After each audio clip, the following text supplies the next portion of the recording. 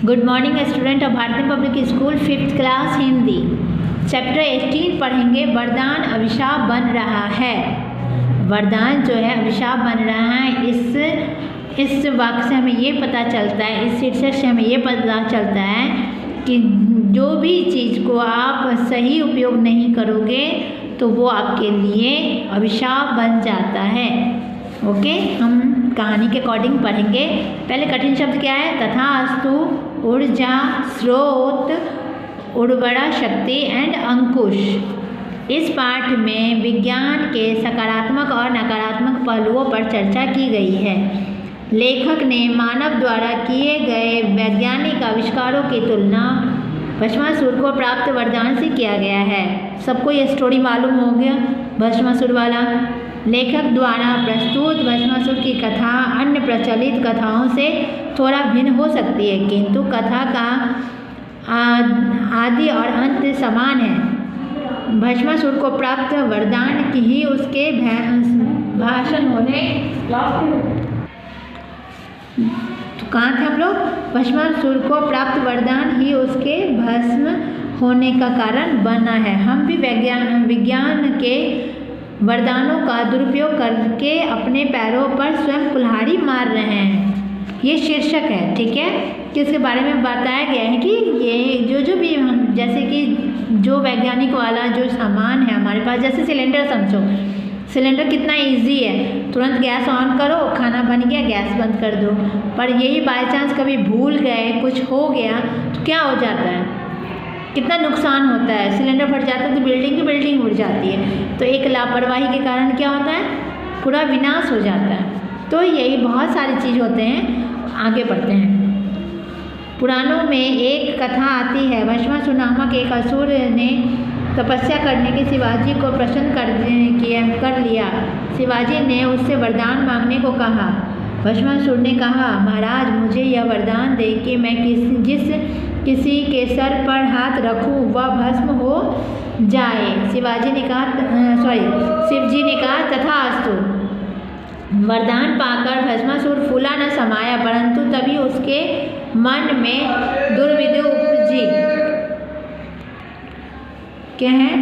दुर्बुद्धि उपजी। ऐसे वरदान पाकर उसने सोचा कि क्यों ना शिव जी पर ही इस वरदान का परीक्षा किया जाए।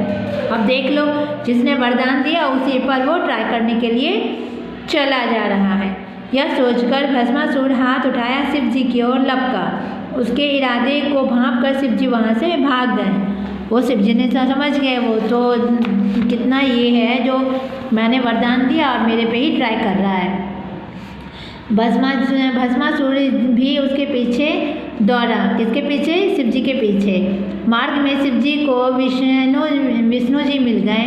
विष्णु जी ने उसे सारी बात बता दी। विष्णु जी ने शिव जी के पीछे दौड़े आते भस्मासुर को रोक कर पूछा। क्या पूछा? देखो, असुरराज कहाँ दौड़े जा रहे हो? भस्मासुर ने शिव जी के वरदान की बात सुनकर कहा, मैं उनकी सच्चाई जानकर ही रहूँगा।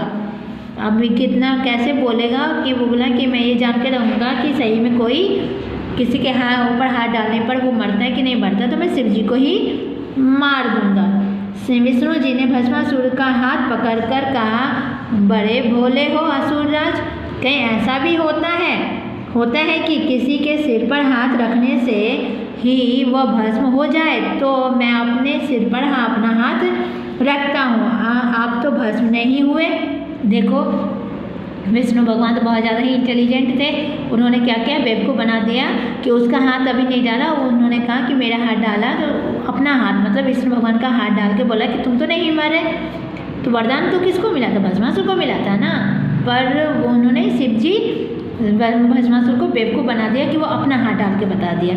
अब आप अपने सिर पर हाथ रखो और वरदान की परीक्षा कर लो। अब देख लो, उन्होंने चालाकी कर डाली। यह करके विष्णु जी ने फुर्ती से मतलब तेजी से भस्मासुर का हाथ पकड़कर उसके ही सिर पर रख दिया, क्योंकि वरदान तो उसी के हाथ में था ना।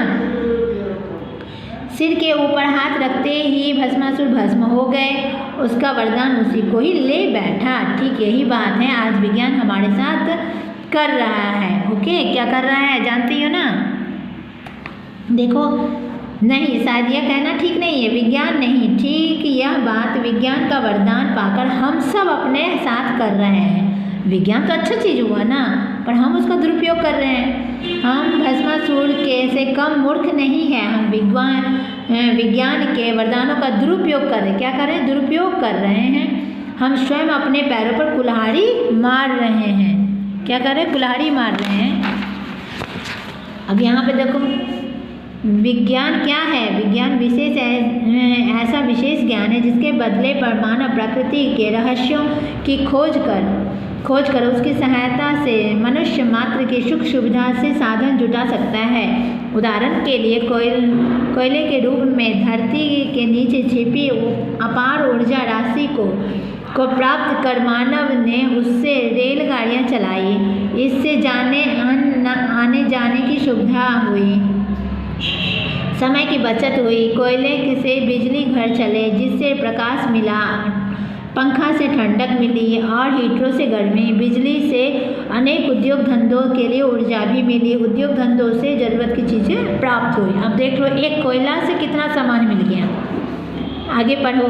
यह सब तो हुआ, परंतु मानव एक ओर तो इन सब पर निर्भर होता चला गया, दूसरी ओर उसका लोभ बढ़ता गया, इसकी शारीरिक शक्ति भी घटती चली गई। वह अब 5 कोस चलना भी उसके लिए दुर्भर हो गया है। उससे न गर्मी सहन होती है न कि सर्दी। अभी कितना बुरा हाल हो रहा है।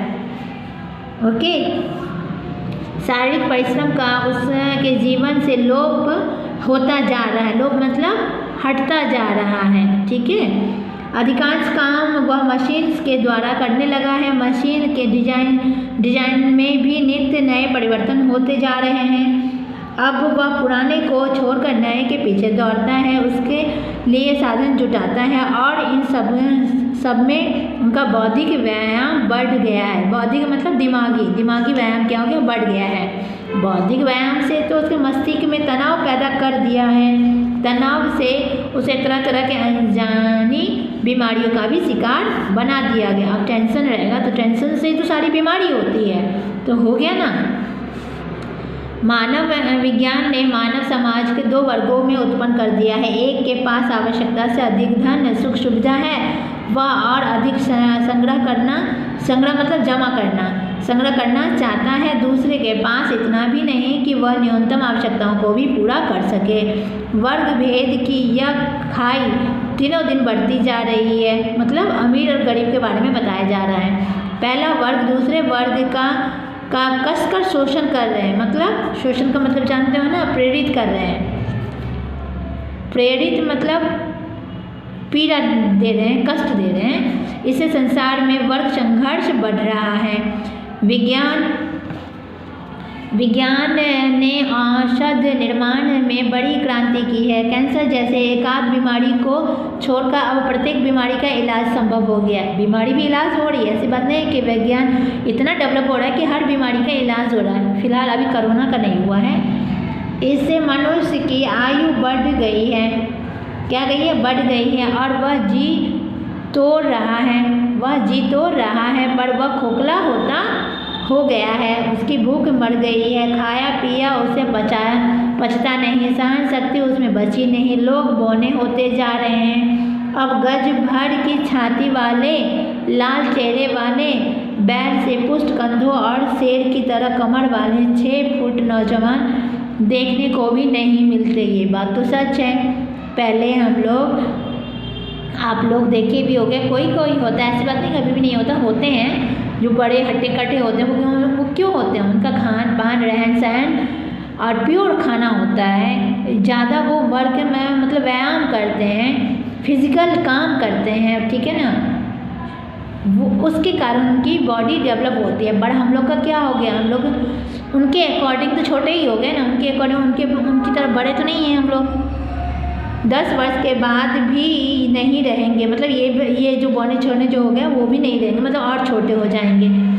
वैज्ञानिक साधन हमें जीवन की सुविधाएं और सुरक्षा तो देती हैं, किंतु हमारे भीतर के सामर्थ्य को छीन मतलब ख़त्म कर रही है, नष्ट कर रही है। ठीक है ना।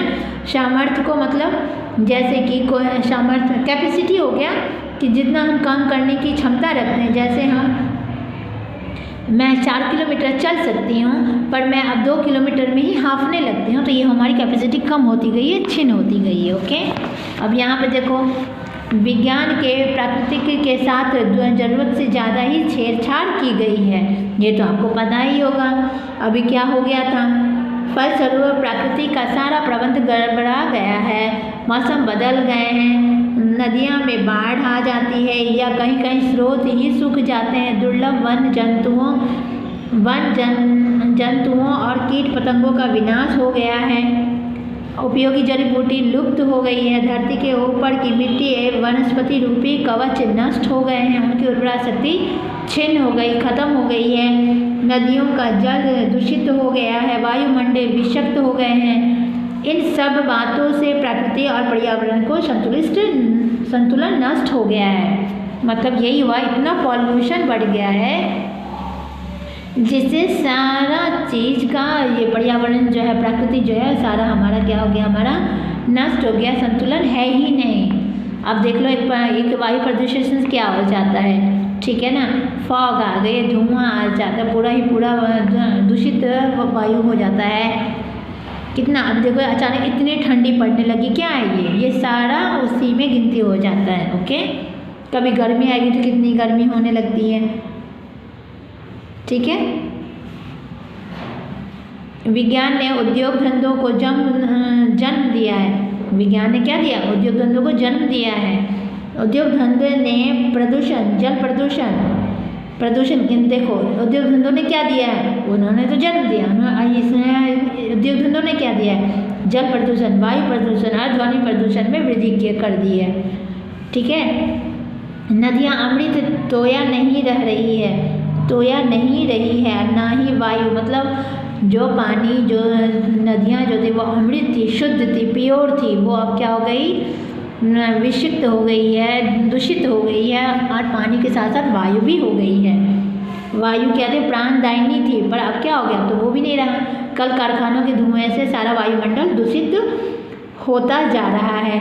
तेल शोधक कारखाने हो या कीटनाशक दवाइयाँ बनने का अथवा खेतों में उपज बढ़ाने के लिए उर्वरक का और अन्य कोई उसमें प्रयुक्त जल को निकासी का जो भी साधन हो, अत्यंत वह समीपस्थ नदी में जाता है। मतलब कहने का मतलब क्या हो गया, कीटनाशक दवाइयाँ जो बनता है उसकी गंदगी खेती में और उर्वरक ज़्यादा डालने से वो बंजर बन जाता है, और जो भी कारखाने से जो गंदगी आती है वो कहाँ जाती है, पानी में ही जाती है ना। इससे पानी क्या होता है, पीने योग्य नहीं होता है और दूषित हो जाता है, तब यह जल पीने योग्य नहीं रहता है और क्या हो जाता है, बहुत बड़ा चैप्टर, ध्यान से पढ़ना ही इसमें मछलियाँ का जीवन सुरक्षित रहता है।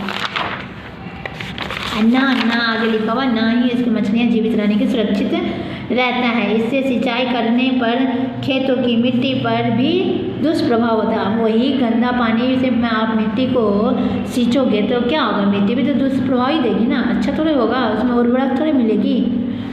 अब देखो यहाँ पर दिसंबर 1984 में तो भोपाल में एक ऐसा भयंकर दुर्घटना हुई जिससे लगभग 3000 लोग मर गए।